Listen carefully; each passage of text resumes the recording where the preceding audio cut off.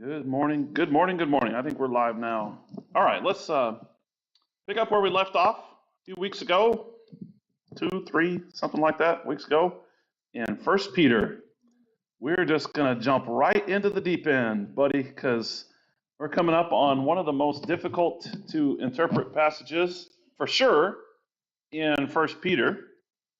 And especially if you don't know too much about the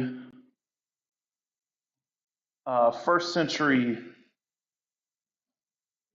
what we would call apocrypha texts or pseudepigrapha texts.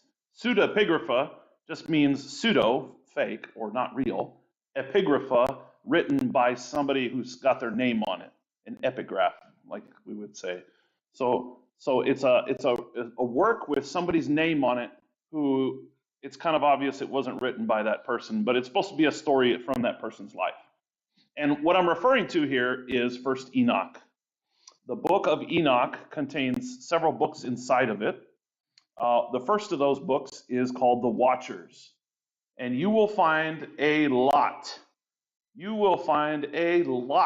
of overlap between the Watchers and certain elements of the Hebrew Bible that we don't often talk about. And we're going to talk about some of those things here this morning. I'm not going to get super deep into it. I've already broken this lesson down into just the 2 verses of 18 and 19 of chapter 3 from 1 Peter. So let's jump into the lesson this morning. I'll explain more about the Enoch thing here in a few minutes. When it comes to our behavior as Christian, the touchstone was and has always been and still remains Jesus. You know what I mean when I say touchstone? Did you know that in the old days they had a little black rock made of black quartz, and they would rub with a coin or whatever else on it, and they would see the color that rubbed off, because gold has a very distinctive shine when it rubs off, right? Now, if you had a copper coin that was a copper alloy that looked kind of like gold, it would rub off with sort of a red streak. And so you put a little streak on there and you can see. So the touchstone was to tell whether or not it was true or not. And so Jesus is that touchstone. He is what determines what truth is. And so Peter calls us to imitate Jesus, the Christ, the Messiah. Explicitly, he does this explicitly. He tells us to imitate Christ. And he says specifically within you need to imitate Christ. He says specifically you need to be willing to suffer just like Christ suffered. If you are suffering, you need to imitate Christ in his suffering. He doesn't say go and look for suffering, but that's how it is. And so that is the main theme of 1 Peter, right? It's the contrast between the present suffering and this future glory. So let me back up. You know me, the king of recaps. We're going to spend 2 slides this morning just going back over what we've already gone over since it's been a while. So let's not forget some of the major themes that we have studied so far. 1 Peter is a letter written for the encouragement of a group of people who appear to be suffering unjustly and unfairly. And so if we look at how Peter organized his letter, he organized it in such a way to remind them of Jesus and his suffering. They're reminded of the one who, they're reminded that because they are this new family of Jesus, they are reminded of who they have become in Jesus. And as he closes out his argument there in chapter 2 of them being the new family of Jesus, he says that they have God's word buried deep within them, inside their hearts, inside their minds. That God dwells in them because they are the new temple That's built on the foundation of Jesus himself inside of us. They are a new kingdom of priests, right? Who serve Yahweh like the former ones, but different, right? That they are the representative of God and Christ to the nations, to the world. That was the powerful argument, that because you are this new family, you now have duties because you are a new temple built on Jesus. That's the argument from chapter 1 through the middle of chapter 2. And now in chapter 2 through chapter 4, Peter is going to go on to show these people that because they are this new family and they have this new family identity, that's going to play out in the world in a certain way. And it's going to look like suffering. That new family identity is going to lead to suffering. And suffering, Peter says, is a way to bear witness to Jesus. And so the example that they have to follow is Jesus, right? The one who suffered unjustly and yet accomplished so much with that suffering. In the end, he accomplished so much that he was so highly exalted that he makes it all the way to the right hand of God. And so it may not look like it to us Christians here, in especially those Christian communities who are facing the possibility of suffering, but their baptism and their suffering places them alongside of the Messiah, alongside Jesus and his victory. But we're not going to get to that today. We'll get to that tomorrow. Peter has not only showed them a completely new way of life, but now he shows them that their suffering is in the context of a whole new story. They are a new people. They are a new Israel. And so their persecution actually helps to clarify who they are and their mission in the world. And so Peter is calling them to bear witness to God's mercy, to bear witness to God's grace. Thank you. Over here, guys.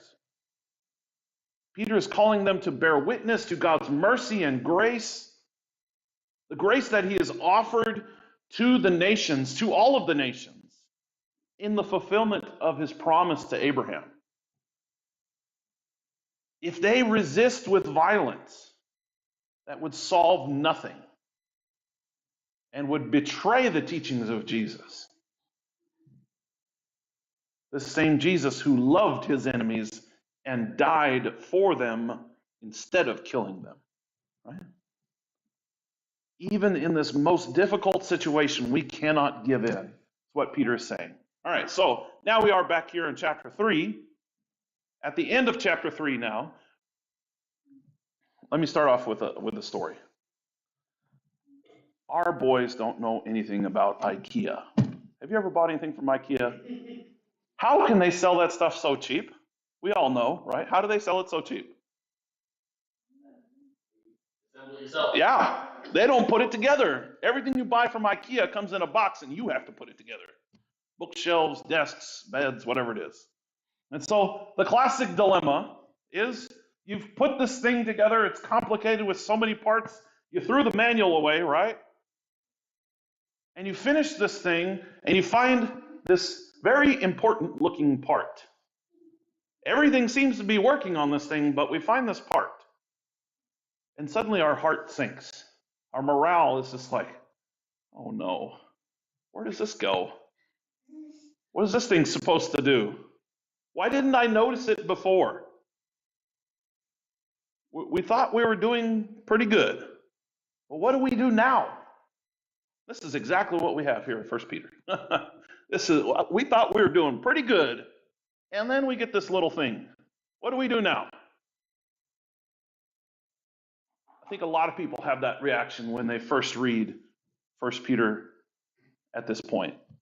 And then they stumble over verses 19, 18, 19, and 20, and 21, 22. And so it might be helpful for us to read more than one translation this morning. I know the Pew Bibles are NIVs, but if you have your phone or some other version, it might be helpful to bring that up this morning, and you'll find out why in just a minute. So let's read 1 Peter chapter 3 and verse 17. Well, 17 through the end of the chapter, 22. I'll be reading for the ESV. For it is better to suffer for doing good, that if that should be God's will, than for doing evil. That doesn't sound like Daniel in the lion's den at all. I thought we were supposed to be saved just like Daniel. Well, that's not how it works. Sometimes it's in God's will that we don't make it out here on this earth, anyway. For it's better to suffer for doing good, if that should be God's will, than for doing evil. For Christ also suffered once for sins, the righteous for the unrighteous, that he might bring us to God, being put to death in the flesh, but made alive in the Spirit. That's our first contrast. Remember that. Being made alive in the Spirit, in which he went and proclaimed to the spirits in prison, because they formerly did not obey, when God's patience waited in the days of Noah, while the ark was being prepared, in which a few, that is, 8 persons, were brought safely through water.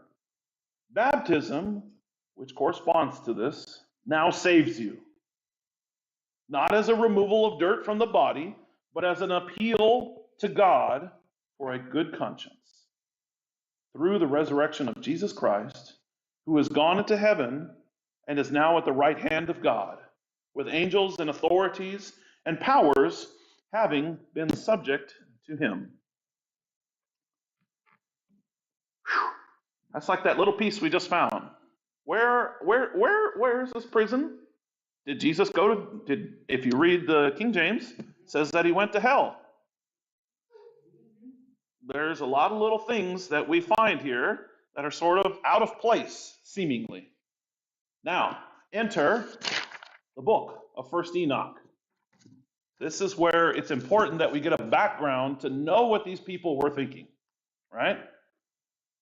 The main point here, let me just say this right now. If you don't remember anything from this lesson, remember this. The main point of this is the fact that Christ suffered and glory followed after that. He was put to death in the flesh, or by the flesh, right? The world condemned him even though he was an innocent man, kind of like Daniel. He was made alive in the Spirit or by the Spirit. That's the main part of verse 18 and what we're going to talk about here. Now, this book of Enoch. Peter is making a reference to the book of Enoch, and if you read the first few chapters of Enoch, they're really short. I would recommend that you do that. This is not, let me give the first caveat here. I got to put little disclaimers in. The book of Enoch is not an inspired work of God. We know that. There's false things in there. We know that. But we also know that Jude quotes from the book of Enoch. We also know that there's another quote from the book of Enoch that slips my mind right now in the Bible. So we know that the Bible, that God's inspired word, quotes from Enoch. It finds this work useful. It doesn't mean that it's correct, okay? There's a bunch of crazy things in Enoch. Not all of them are true. Let me just put that out there. Enoch was a story that was designed to explain some of the more difficult things that we find in the Bible.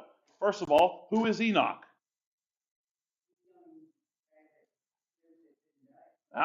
He's the only guy who lived that didn't die. Enoch was taken straight into heaven. Man, wouldn't you like to know why or more about that story? There's like one line in Genesis about it in chapter 5. That's it. That's all you get. Genesis chapter 5, a couple sentences about Enoch. That's it. 5th from the line of Adam, and he was taken to be with God. That's it. And so We would like to know a lot more about Enoch, and so somebody wrote a story about Enoch, and it sounds like they had access to other parts of the Torah, so it must have been after Moses when the story was written. So here we're getting a timeline of events, things that compresses it down to a couple thousand years now. We know that the oldest fragments of this story that we can find, paleographically, that we can date, go back at least 300 years before Christ. So now we have more like a 1500-year range that we have Enoch written in. And so there's a lot of things going on here in Enoch. And because we're not familiar with the story, we easily miss some crucial details. And so, if you please, allow me this morning to summarize the first book of the Watchers in Enoch. It's like the first chapter, sort of, is what they call the Book of the Watchers. Is actually several chapters, but let me summarize the story, and I want you to think to yourself, if you hear anything that is familiar in the story, see if there's anything that stands out to you, and see if you remember anything that might have been utilized anywhere else in the New Testament. The book of Enoch tells us, of course, we went over what watchers were, right? Remember we talked about that? Who were the watchers, or what were the watchers? Messengers from dead. Yeah, angels, angelic messengers. And so the book of Enoch tells us about these watchers, these angels who left their own dominion in heaven, their own place of being, and rebelled against God. In the story, then, they are thrown out of heaven.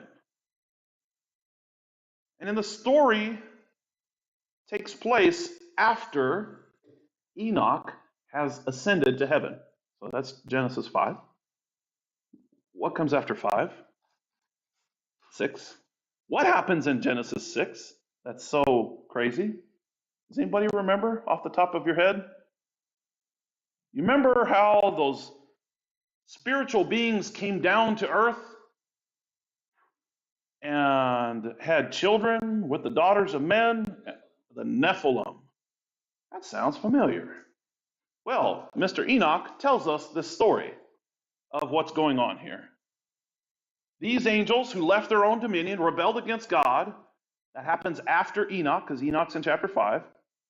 And it takes place during the days of Noah, which is like 8, 9, 10, right, in Genesis. During this time, one of the main sins that they commit in the story, in the book of Enoch, is that they reveal this illicit knowledge, this special knowledge to humanity. And it echoes some of the same ideas of Genesis chapter 3, right? Where the snake is going to, did he really tell you that? Is he going to, he has this special knowledge he's going to give them, right? And so these Nephilim are the result.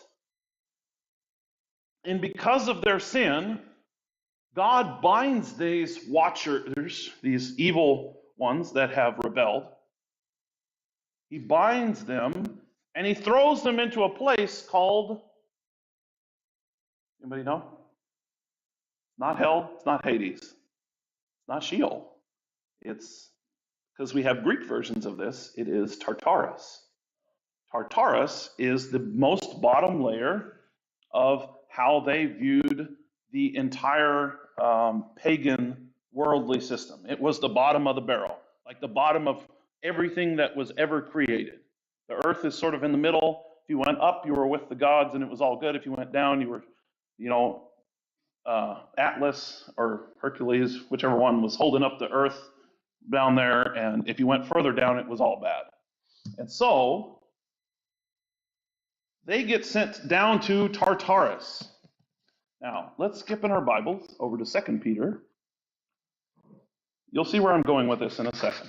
2 Peter chapter 2, verses 4 through 5. I'll read it. For if God did not spare angels when they sinned, man, that sounds familiar, Enoch, but cast them into hell. Your version says hell, doesn't it? Everybody's version say hell? Yeah? That word is Tartarus, it's not hell. Cast them into Tartarus and committed them to chains of gloomy darkness to be kept until the judgment. Did Peter get that from the Old Testament? That's not in the Old Testament. Let me just give you that real quick. Where did he get it from? He got it from Enoch. If God did not spare angels when they sinned, but cast them into hell and committed them into chains of gloomy darkness to be kept until the judgment, if he did not spare the ancient world, but preserved Noah, a herald of righteousness, with 7 others, when he brought up the flood of the world upon the ungodly. And he goes on and on and on about the story. But here we have Noah, we have these watchers, and we have the whole story, the same story that we find in Enoch. Now, that sounds very familiar. Because of their sin, as you can imagine, right, these angels regret their choices. So in the story of Enoch, they write a letter. And they give it to Enoch and ask him to take it to God. Enoch gets assumed into heaven. He goes, he takes the message to God, right? And they ask in this message to see if any mercy can be found.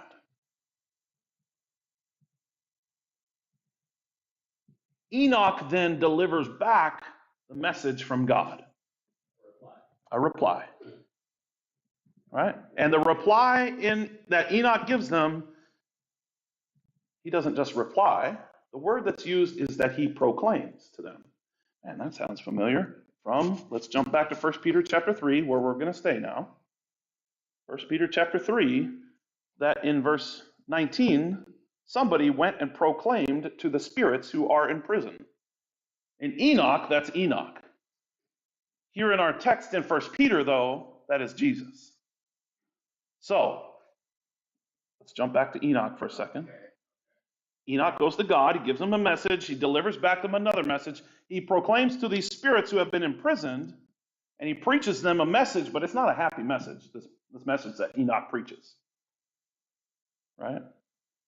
He tells them that there will be no mercy found for them for their sin because they have made their decision, and God has respected their decision. And so he will not have mercy on them. And that sounds familiar. 2 Peter, right? God did not spare the angels that sinned. And so this was a very common story in the first century, right? And we know that, for example, Peter and Jude were both comfortable in using this story.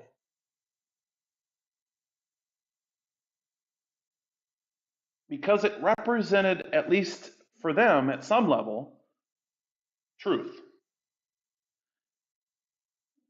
We need to remember Enoch was written 300 years before the New Testament. A lot of people in the first century knew this story.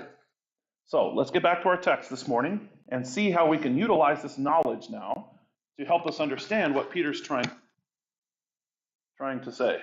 It's a big airplane taking off.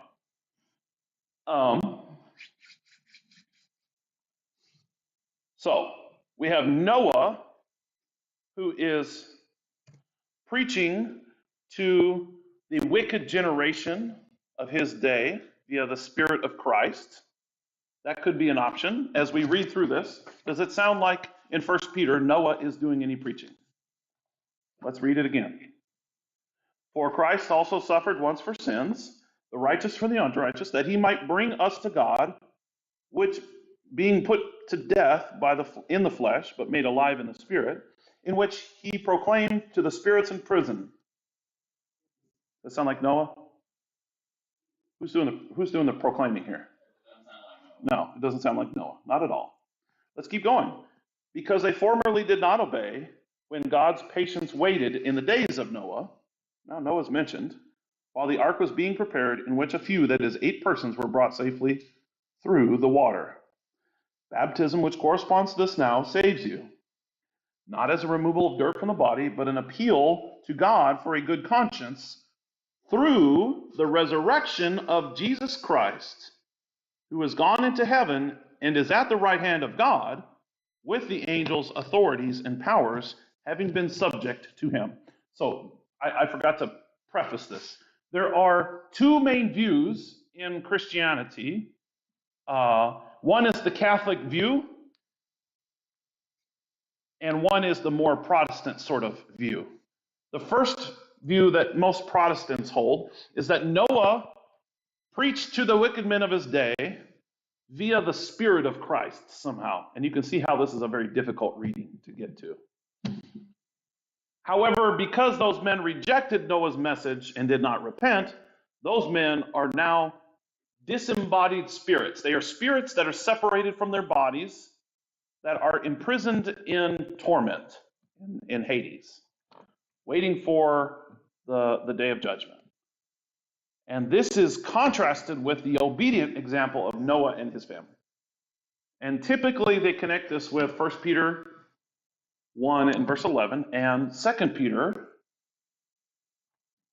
chapter 2 verse 5. Remember, we saw Noah there in 2 Peter as well. The problem is the first time we see this interpretation is like 300 years after Jesus' death with the famous Augustine, the first person on record that we have to argue for this view.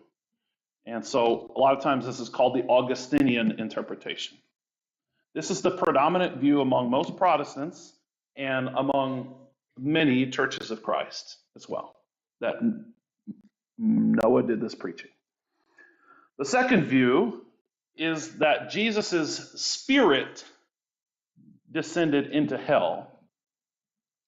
And while he was there, between his death and his resurrection, he preached to these lost souls who were imprisoned in Hades, who had disobeyed before, but now they obey and they're given the second chance. Does anybody know what that second chance doctrine, they call it in Catholicism? They call it purgatory. This is where they get the idea of purgatory. That Jesus went, he preached to these lost souls. Jesus is perfect, his preaching is perfect, therefore everybody obeys and has a second chance. The problem is nobody obeyed Jesus the first time. Well, not nobody, but everybody abandoned him at the end anyway. And typically they connect this with Acts chapter 2 and verse 27. Sometimes they call it also the harrowing of hell. And this is the predominant view among Catholics and Anglicans and other high church people. There is a third option, though, that is the minority view, but that I believe goes along better with the text. Let me just read what's on the slide. So I believe that Jesus proclaimed victory over evil, over these evil spirits, the same ones that were mentioned in Enoch, who are held in chains of darkness at the time of his resurrection. When he was raised, or sometime between his death and his ascension, let's just say that, he proclaimed to these spirits who are in prison their judgment. And like the book of Enoch, it was not a happy, like, you can get out of jail type of proclamation. And so how we interpret verses 18 and 19 will determine the meaning for the rest of this passage. And so that's why I want to focus on that this morning. So let's break down what's going on here in this passage.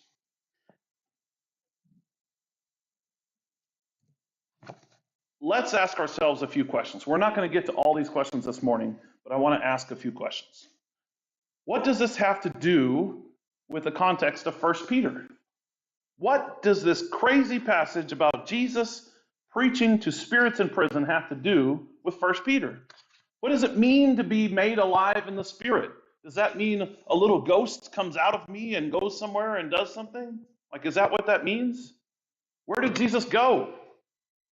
What are these words proclaim and spirits? What are they referred to everywhere else in the Bible? These words have generally one meaning. What do they mean in all these other places? And if we keep that meaning, does that change what we have been historically taught about this? All right. So, we've already talked about the context of 1 Peter being the contrast between our present suffering and our future glory. So I'm not going to belabor that point, right?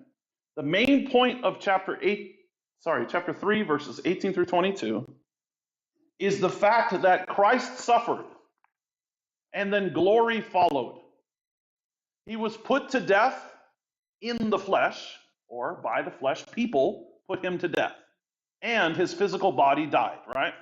Both of those things happened. And so the world condemned him even though he was an innocent man. Kind of like Daniel. But he was made alive in the Spirit or by the Spirit. And how you translate that matters. He was made alive in the Spirit, the ESV says. If you look at the King James, though, it says by the Spirit. And so those can mean something slightly different. So we need to take whether it is in or by, the way we translate that, is determined by the context. So what on earth does it mean to be made alive in the Spirit or by the Spirit? Well, there's two possibilities here. It could mean that Jesus was this disembodied spirit where his body was here, but his spirit went somewhere else, like a ghost for 3 days, right? Or it could mean that Jesus was resurrected. Because what happens when you're resurrected? You're made alive again, right? Kind of follows there. And so, made alive, just like the text says, Jesus was made alive. And so really, to me, this is a no-brainer. Because the Greek word that here that refers to made alive, that resurrected word, always refers to a bodily resurrection in the New Testament. Every single time. Whether we're talking about John 5:21, 6:63, Romans 4:17, Romans 8:11, 1 Corinthians 15:22, 36, 15:45, it's used 3 times there. It always refers to a bodily resurrection. Galatians chapter 3 as well. The word never is used to mean someone who became disembodied from his spirit. A little ghost did not come out of Jesus' body and go to hell and teach these people something so they could repent. That is not on anybody's radar. So what I'm trying to say is this word is never used to mean someone who becomes this disembodied spirit. The result of that is, though, is that dismantles the Catholic position. Because he didn't go down to purgatory to teach them. His spirit didn't go down there if it never means a disembodied spirit. All right, so we know that this means Jesus went and did something. But what this in which he part, starting in verse 19, in which he went and proclaimed. A lot of people claim that this suddenly is talking about Noah. To look at our next point here, we're going to need to dig deeper back into our grammar days, both English grammar, we don't have to look at the Greek, and think about relative pronouns. Man, doesn't that sound exciting? Relative pronouns. You remember relative pronouns? No? No? Anybody? No? Oh man, gonna have to do a grammar lesson this morning. Relative pronouns just mean they're relative to something. They are related to something, right? If I'm talking in a whole sentence and then I say, they went, who's the they? It's whoever I was talking about, right? That's called looking for the nearest antecedent, whatever came before. And so this relative pronoun always refers back to an antecedent. Doesn't always have to be the closest one. Sometimes it's not so obvious. But the only antecedent we have here is Jesus. It's not Noah in this case. And so this has to be Jesus who is doing the thing. Simple. Let me just say it like that. So this pronoun connects Jesus' resurrection in the Spirit with Jesus going to proclaim. So it's Jesus who is going and doing the proclaiming. The problem is, in our translations, a lot of times we have the word preached, right? He went and preached. to these spirits? Well, this word for preached is a very general word for making an announcement. We say preached because it's a Christian thing. We like that word. And so,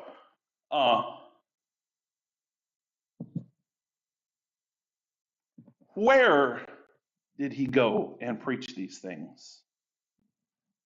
And it sounds, maybe on first reading, that he went to the prison, in which he went and proclaimed to the spirits in prison.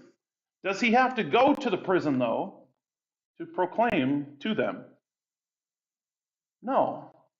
And that's where I think a lot of people make the mistake. Grammatically, it could be that he went to the prison. But also grammatically, he could do it from anywhere he wants to.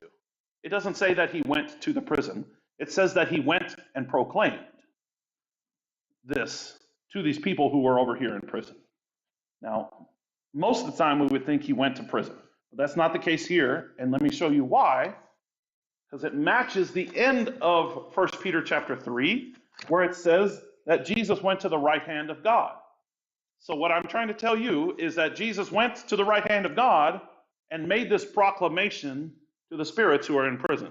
That is the closest explanation that stays with the text here right in front of us.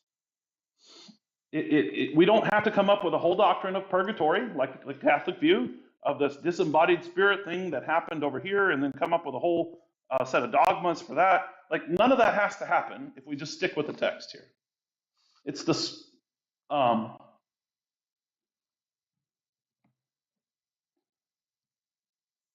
was I going with that?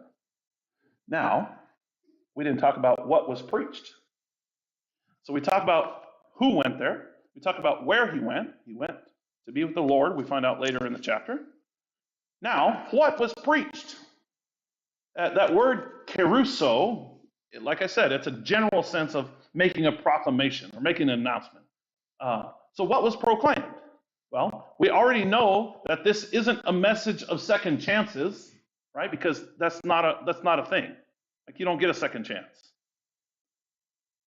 And so we know that Jesus could not have preached the gospel, which is a message of salvation. So we know Jesus did not preach the gospel. What did he tell them, though? So what's left is that Jesus made a proclamation of victory over evil, kind of like Mr. Enoch tells us had happened. So that victory over Enoch, the victory over evil message is even more likely if the proclamation is being given from heaven. Right? All right, so let's keep going. He proclaimed from heaven this message that, sorry, you made your decision, I have to stick with that. And he did it to the spirits. Who are these spirits now? Who are these spirits? Are they disembodied human spirits? Or are they evil and angelic demonic spirits? Well, let's look how the Bible uses this word for spirits here in the plural.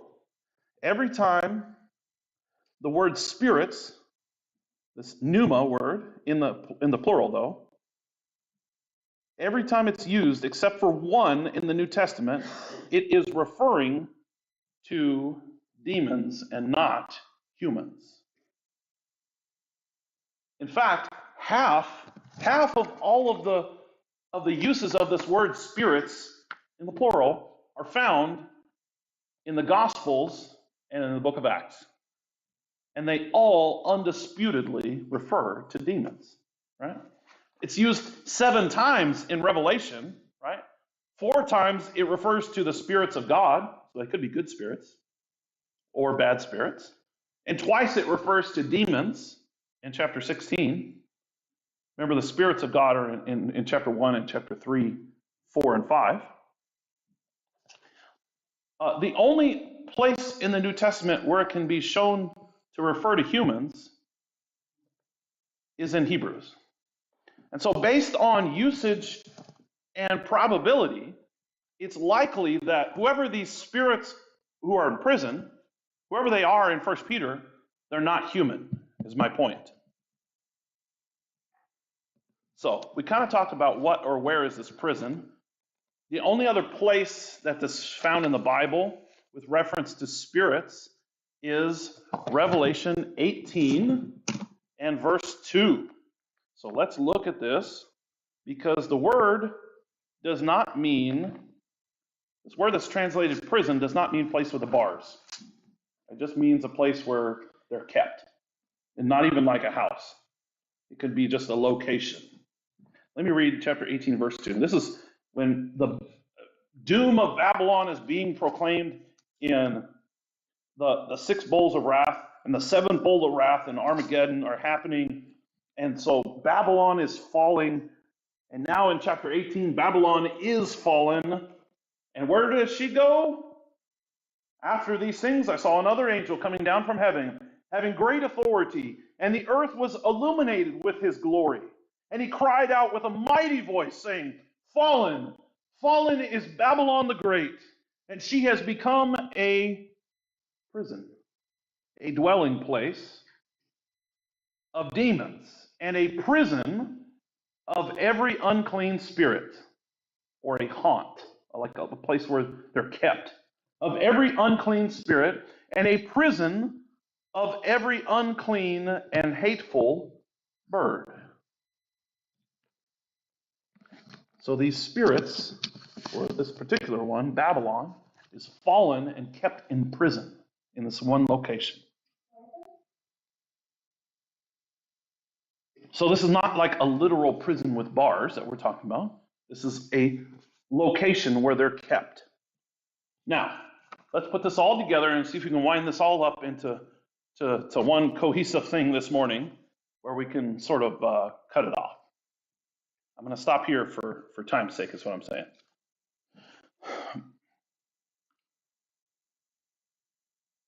I'm stopping here because of time's sake, right? But the reason I want to stop here is because there is an incredibly important message that I don't want us to miss. In these, there's two very hard to understand verses that are like little bolts that we found after we put together the bookshelf. Where do these go? Is this thing going to fall over without it? Well, I don't know what to do.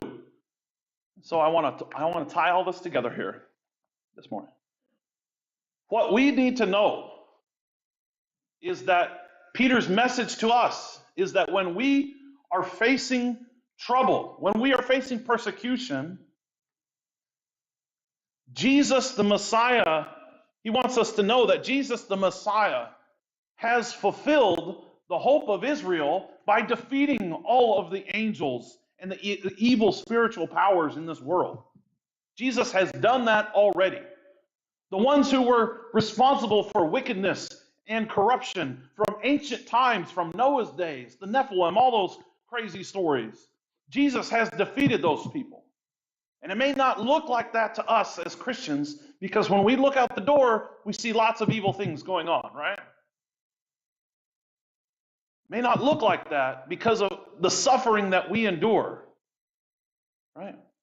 But our baptism, if we're baptized, our baptism places us alongside Jesus the Messiah in his victory. And you can't get to that victory without being baptized. So they need to hold their heads up. They need to keep their consciences clean and trust that this victory is going to play out in the end, even if I don't make it, right? Even if the world around me turns against me. So there are many, many Christians today who need just exactly that same encouragement, that same message, that we should learn this difficult song. Some people think that part of this book here was a song or a sermon that was designed to be taught at baptism. We need to learn this message. We need to learn this difficult song, so partly to pray for our brothers and sisters who are currently being persecuted, whether it's in Ukraine or Africa or India especially, or China.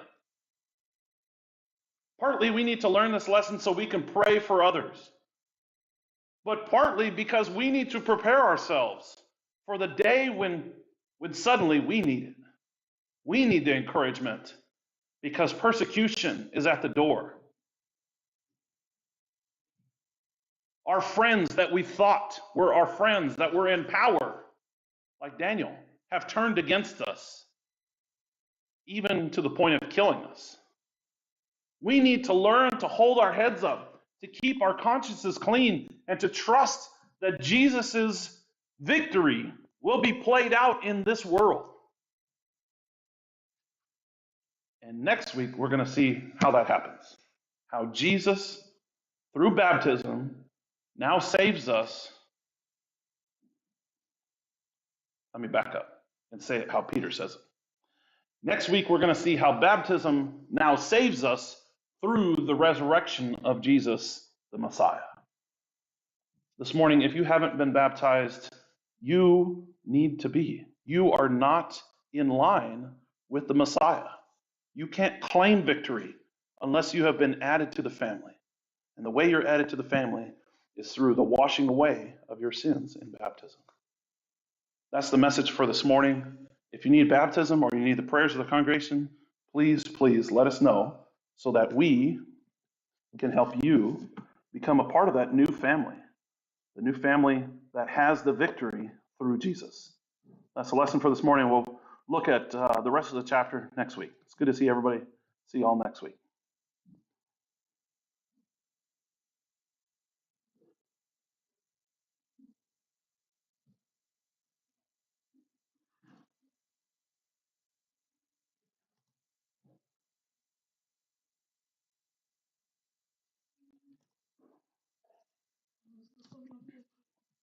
Sorry, I was waiting for the thing to end. I didn't want to cut off the end there. All right, let's turn